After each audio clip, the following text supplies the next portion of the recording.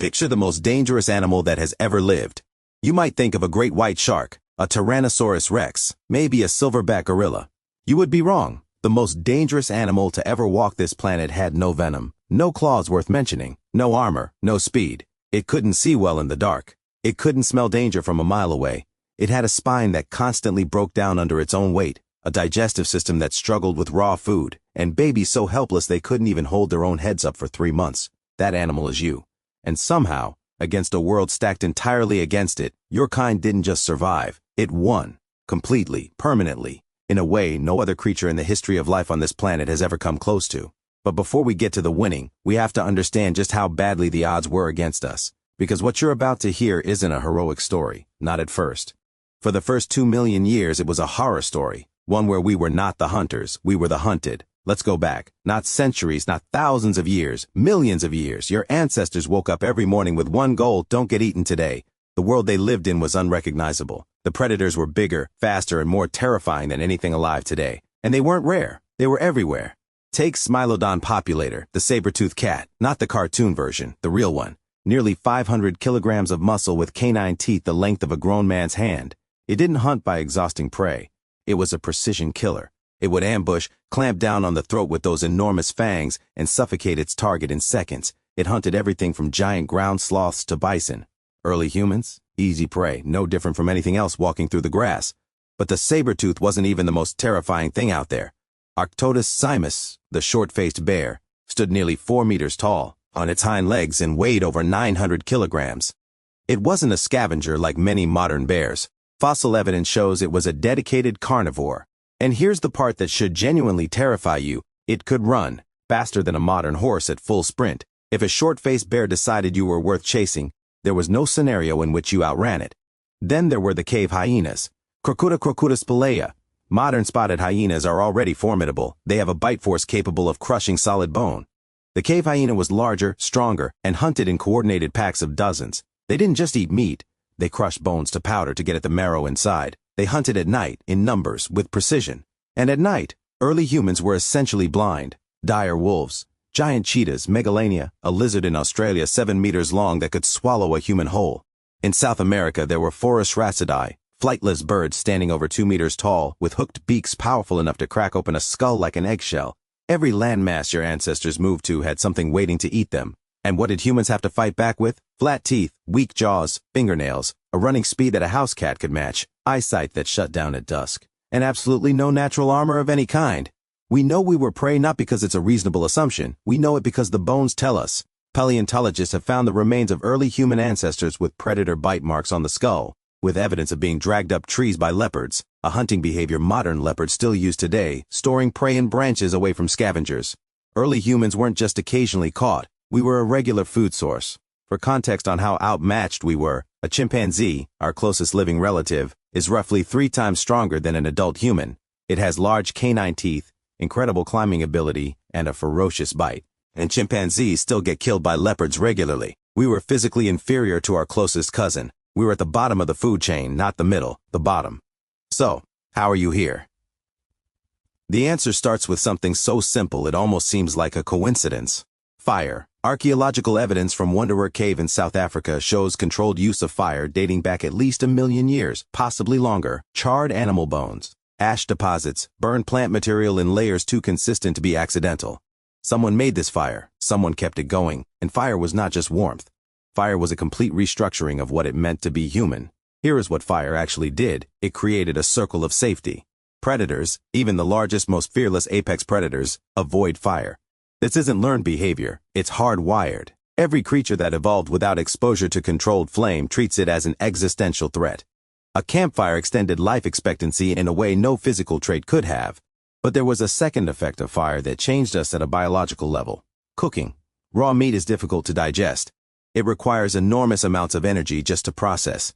Cooked meat is far more calorie-dense by the time the body absorbs it. Not because the calories increase, but because the body can actually access them instead of wasting energy on digestion. More accessible calories meant something extraordinary could happen: the human brain could grow. The brain is the most metabolically expensive organ in the body. It consumes roughly 20% of all the calories you take in, at rest doing nothing. A bigger brain requires a constant, reliable calorie surplus. Cooking created that surplus. And the brain grew.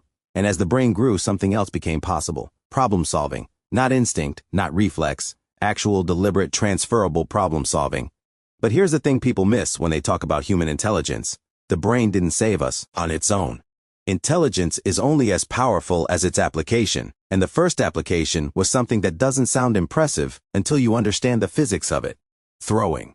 Humans are the only species on Earth capable of throwing objects with genuine force and accuracy. Our shoulder joints, our hip rotation, our wrist snap, the entire biomechanical chain is uniquely configured for high-velocity throwing. No other primate comes close.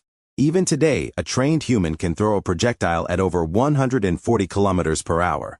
What that meant, 100,000 years ago, was this. You could cause serious damage to a predator without being anywhere near its teeth or claws. The reach advantage was revolutionary. A sharp rock hurled at a cave lion's face from 15 meters away changes the entire dynamic of the encounter. The lion doesn't understand what just hit it. It's never experienced that before. And it retreats. Then came spears, structured, balanced, designed for distance and penetration.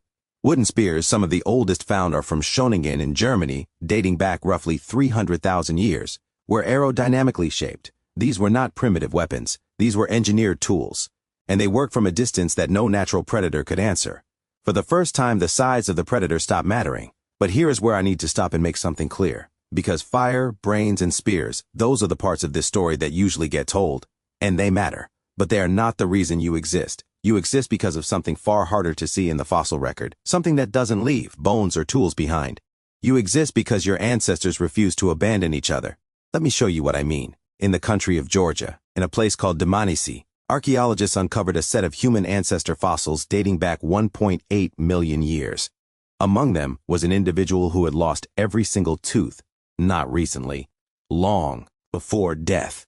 The jawbone showed years of healing after the teeth were gone. This person could not chew. They could not process raw food of any kind. They should have starved within weeks. They lived for years after losing those teeth. Someone fed them, softened food, chewed it themselves, shared their portion. In a world where calories were survival, someone consistently gave up part of their own survival for another person who could no longer contribute to the hunt. No predator does this. No predator takes food from its own mouth and gives it to a member of the group who can never hunt again. In Shanidar Cave in Iraq, a Neanderthal skeleton was found that tells the same story. This individual, who lived approximately 60,000 years ago, had a withered arm, likely from injury or illness in early life. He had severe arthritis across his joints. He was effectively blind on one side. He couldn't hunt, probably couldn't carry loads. By the cold logic of survival, he was a burden. He lived to approximately 40 years old. In Neanderthal terms, that was a full life. His group kept him alive. Not because they had to, because they chose to. This is the thing that separated us from every predator we faced. We didn't just cooperate for survival. We cared past the point of practicality. And that caring had a consequence that compounded over thousands of generations. Knowledge survived. When you keep elders alive, people too old or injured to hunt, you keep their memories alive. You keep their knowledge of which plants are poisonous, where water sources dry up in drought, which hunting strategies work in winter versus summer, how to read the behavior of predators before they attack. Every elder kept alive was a living library.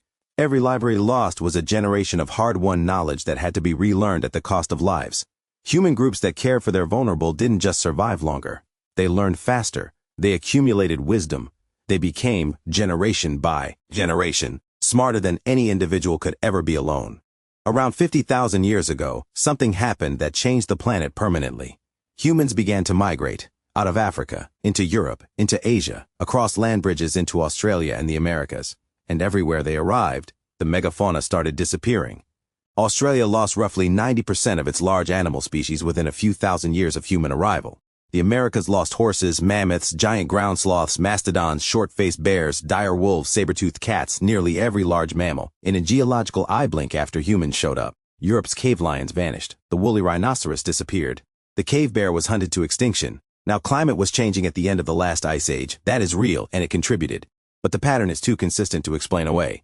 Continent after continent, species after species, the arrivals of humans and the disappearance of megafauna are temporally linked on every landmass. The animals that had spent millions of years at the top of the food chain, animals with no natural predators, no evolved fear of upright apes, encountered something they had no biological answer for. Coordinated, strategic, long-range hunting by a species that learned from every encounter and taught every lesson to the next generation. A saber-toothed cat evolved over millions of years to hunt large prey. Its instincts, its body, its entire design was fixed. It could not adapt to a prey species that suddenly attacked from 30 meters away, from multiple directions, with weapons it had never encountered, executed by groups following a plan that changed every time. We didn't defeat these animals in single combat. We outthought them across generations, and eventually they were gone. Here's what I want you to sit with for a moment. Every single adaptation that saved the human species, fire, endurance, language, tools, cooperation, long-term care, every one of them was a response to weakness. We couldn't see in the dark, so we created light. We couldn't outrun predators, so we outlasted them.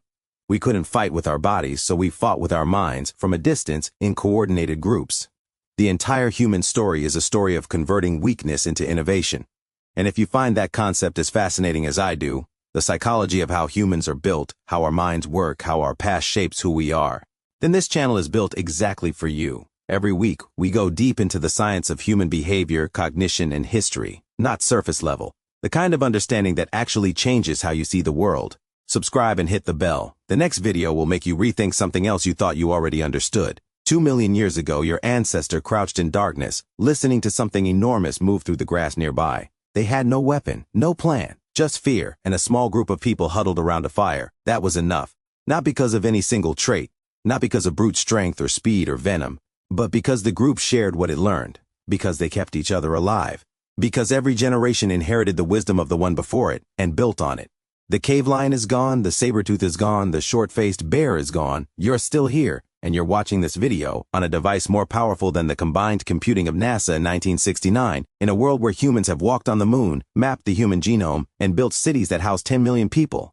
All of it traces back to one small fire in a cave and a group of frightened, fragile people who refused to face the dark alone.